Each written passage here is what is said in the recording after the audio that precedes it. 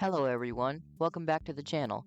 Today, we're putting two of the most contentious Five Nights at Freddy's theories up against each other to see which one makes the most sense for the timeline. CassidyReceiver versus BVReceiver.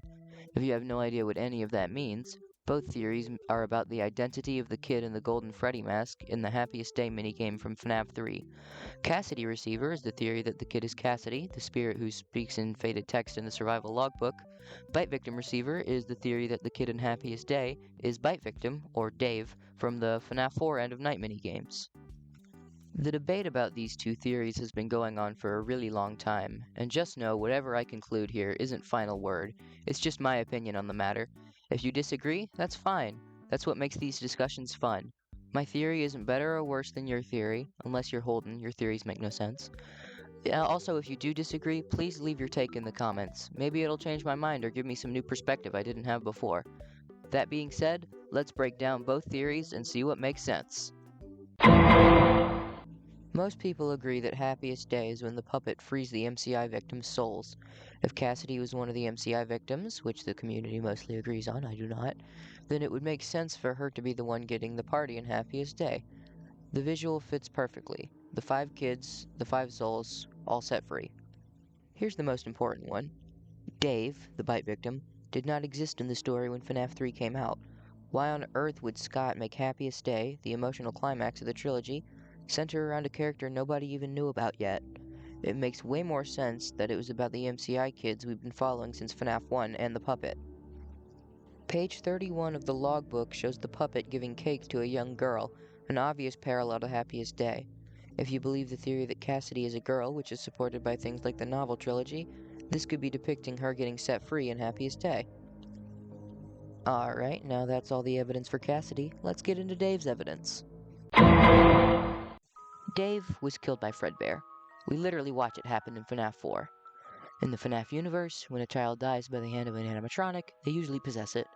We've seen that over and over again throughout the series. So it makes perfect sense that Dave's soul would be attached to Fredbear, the very animatronic that killed him. So he'd be the one in the Golden Freddy mask in Happiest Day. Personal note, I actually agree with Gibby in the theory that Dave possessed the Fredbear plush and the plush is in the Golden Freddy suit, because the plush was the last thing that was next to him before he died, but the evidence still works either way. He's attached to Fredbear, who is Golden Freddy, so he is the Golden Freddy masked kid from Happiest Day. Okay, FNaF World is commonly theorized to take place inside the mind of Dave. In the game, you play as someone, possibly Cassidy, possibly Charlie, inside the mind of Dave, putting him back together. The minigames you complete in order to put Dave back together are recreations of the good ending minigames from FNaF 3. This supports Dave being put back together in Happiest Day. Also, Scott says that he clarifies previous elements from games in the next games, so this can be taken as him clarifying who Dave is in FNaF 4. Okay, this is the most important piece of evidence on either side in my opinion. The layout of the party room in Happiest Day is literally the same layout as Fredbear's in FNaF 4, but in reverse. This would support the idea that Dave is getting his party from FNaF 4, but the good version. You know, not getting shoved forcibly into Fredbear's mouth and him chomping down and dying in the hospital a few days later. You nerds are gonna hate me for this, but I believe BVReceiver simply because it makes way more sense narratively, especially since I believe Cassidy died in 1987. If Cassidy was the Happiest Day receiver, in my eyes, her being the one you shouldn't have killed doesn't make any sense. If Cassidy was set free in Five Nights at Freddy's 3, then why on earth would she be torturing William in hell? Dave being the Happiest Day receiver simply makes more sense. He gets his birthday party, but this time it goes well. All the kids except for Cassidy get free, which is why she's the vengeful spirit in Ultimate Custom Night. And yeah, that's pretty much my take on the matter.